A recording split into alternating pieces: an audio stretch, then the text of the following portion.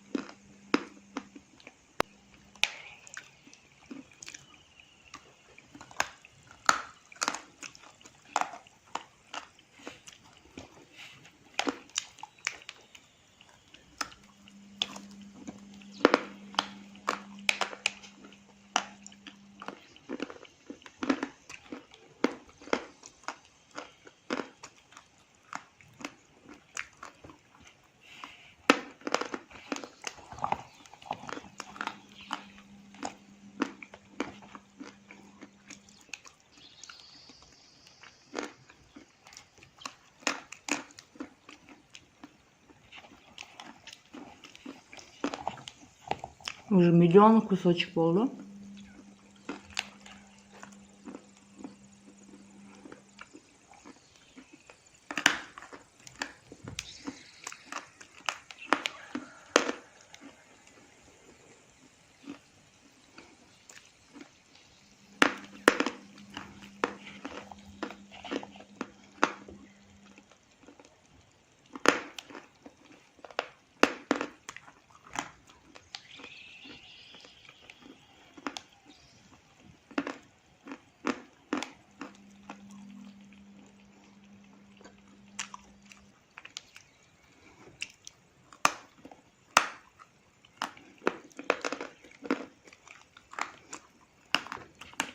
То, что хорошо, жабыспайды.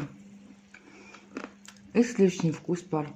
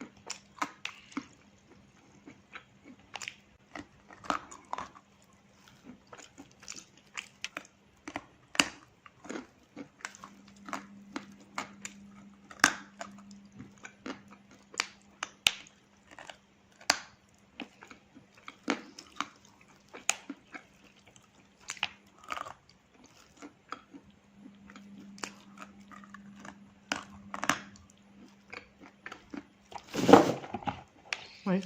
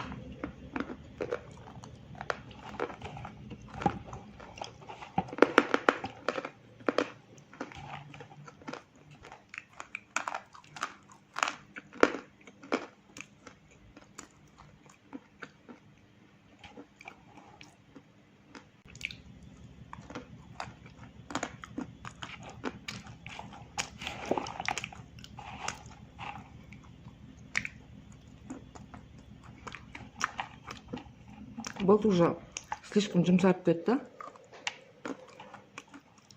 Ары қарай хруст шықпайды.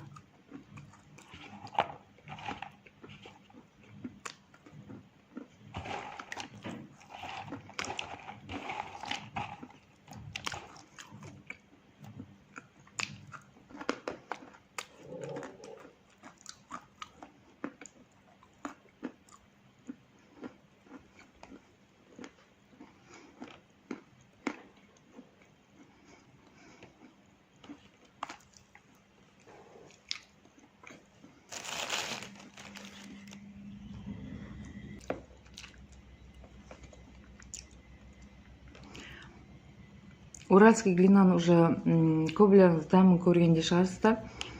Мен шынымды айтсам прям фаворит, қатты жақсы көремін деп айта алмаймын. Но ұнайды. Бірақ прям жақсы көремін деп айта алмаймын.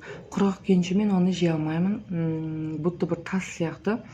Голубаясы вообще одан да қатты, 3-4 есе қатты. Осылай суға салып, чипсик қысатып жеген ұнайды. Ал қазір инстаграм аккаунтын белгілеп кетемін. Конкурсқа қатысатын шарттарды білесіздер. Тіркеліңіздер, комментарий қалдырыңыздар, нравится басыңыздар, активны болыңыздар.